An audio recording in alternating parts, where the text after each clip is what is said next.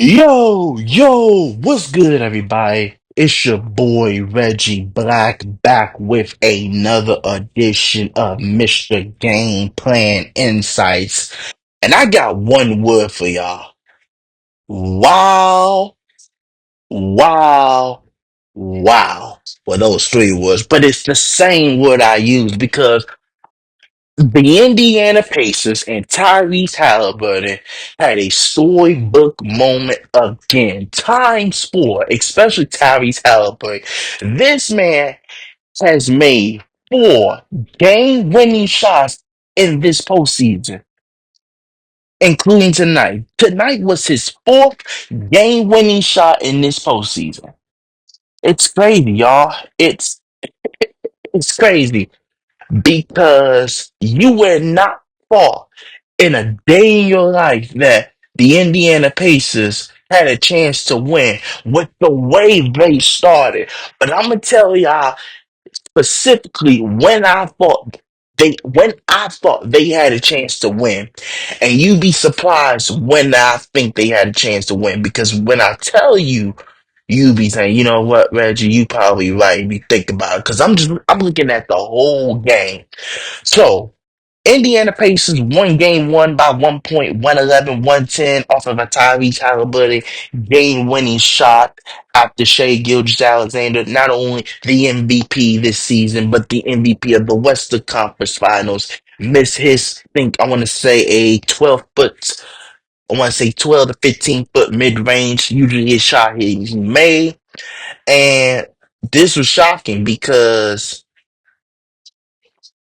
the way Indiana started this game, you looking like, oh my gosh, are you kidding me, Indiana? Like, this is not even you.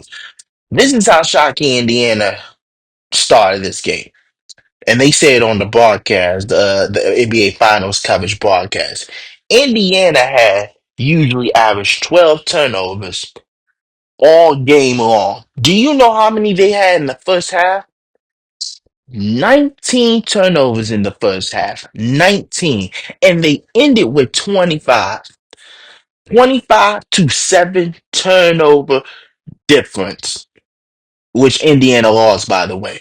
If I told you the Indiana Pacers, excuse me, had 25 turnovers and their opposition had 7, who did you think will win? The team with 7 turnovers. But then when you look at more team stats and you looked at why Indiana won, well, I can tell you they shot better from the field, which was 48% compared to 40%. I could tell you they shot better from the 3 point line as well, which is 46% to 36.7, which I rounded up to 37%. And for the field goal, I just rounded, but the actual percentage is 47.6 to 39.8 Indiana's way for field goal percentage. 3 point percentage is 46.2 to 36.7. And then rebound, something OKC is known for getting with their guys is rebounds 56 to 39. And I think this what will cause OKC to lose this series if they lose it, these extra possessions, because Isaiah Hartenstein and Chet Holmgren, although they're big guys, they're not rough riders. They're finesse type of players.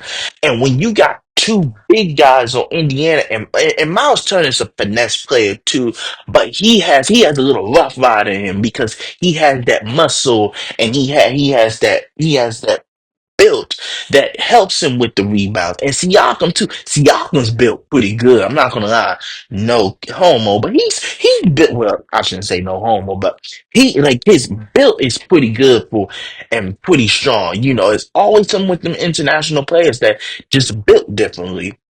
Um but yeah, this I'm gonna tell you when I thought Indiana was going to lose this game or win this game. It was right after I wouldn't say win it, but I thought they had a chance to win it. Let me repeat it. Let me say it like this. I'm gonna tell you when Indiana, in my opinion, had a chance to win this game. It was after the first quarter, and they were only down 9. Usually, when you have a myriad of turnovers, Usually down 15, 16, maybe 20 points worse. But the fact that they were only down nine and they had close to, I think, eight turnovers in the first quarter alone. I think eight, nine turnovers in first quarter alone show me something about Indiana that they just don't quit. And I think it's time that we put respect on them because Indiana, for better or for worse, is a better matchup for the Oklahoma City Thunder than the New York Knicks. I seen something about Brandon Podziemski talking about like he was glad that it was the Pacers that won the series and not the Knicks, and he said a legitimate reason, and even New York fans was agreeing on it. Like the Pacers overall is just a better matchup. Like they play styles. I think if New York would have played OKC in the like as much as we would have liked an OKC New York finals, I think OKC would have dominated. And I think New York grabs one, but I don't think they get past five. I just don't. Whereas Indiana, their style of play can win you 2 to 3 games. They just took one tonight. And then I expect for them to go to Indiana, back to Indiana, and at least take a game from home. So now the pressure's on OKC. I think OKC will win game 2. I think OKC, they're kind of kicking themselves right now because they knew they had this game in the bag and they just couldn't close. They couldn't close for the last 5 minutes. Like the fact that you allowed 12-2 run in the last 5 minutes, it's crazy. Like you couldn't even get 6 points. You only could get 2 points, and some of your shots were free throws by Shea. Like you gotta think about it. Like they couldn't score for a little bit, so it sucks that OKC lost. Am I concerned for OKC? That's a good question because I was concerned for the Knicks. I was concerned for the Cavs, and then the Bucks. I didn't think the Bucks had a chance to win anyway. Either. I think once Dame got hurt, the Bucks changed pretty much good. So I'm gonna be honest. I'm not gonna say I'm concerned, but I will be cautious about my OKC because now you and this is my biggest thing: confidence. When you let a team get confidence and they feeling good about themselves, they feel like they can do anything.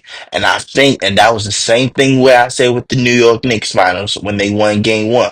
I said New York blew this because you gave them confidence. It's a morale loss for OKC for sure. But I said for New York, no, I'm talking about the New York City. I'm talking about for New York.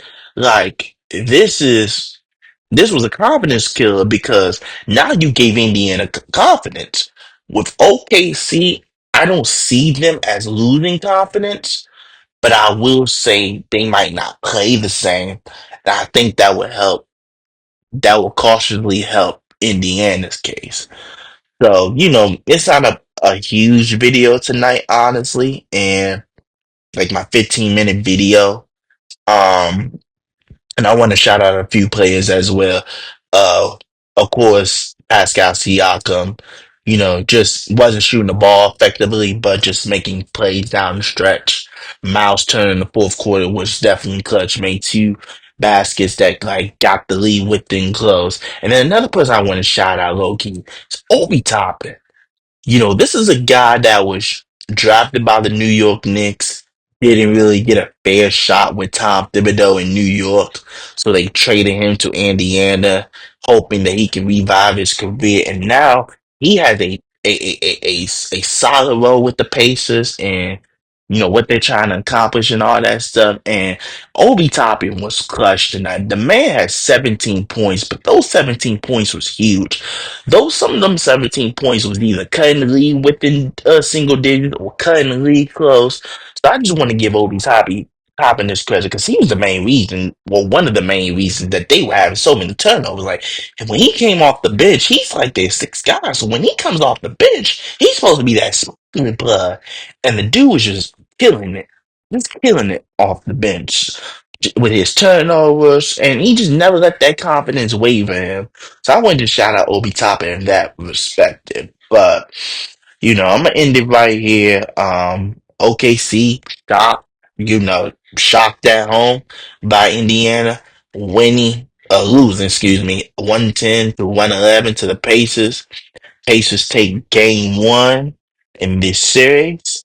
And in this series, it goes to game two on Sunday at 8 o'clock. We will definitely be watching it and reacting to it. And we're gonna give our theories, or game two predictions based off what we've seen for that. But you know who I am. Have a good night. But as I'm recording this, have a good one. And I'm gonna do this. Goodbye. Mwah, and good night.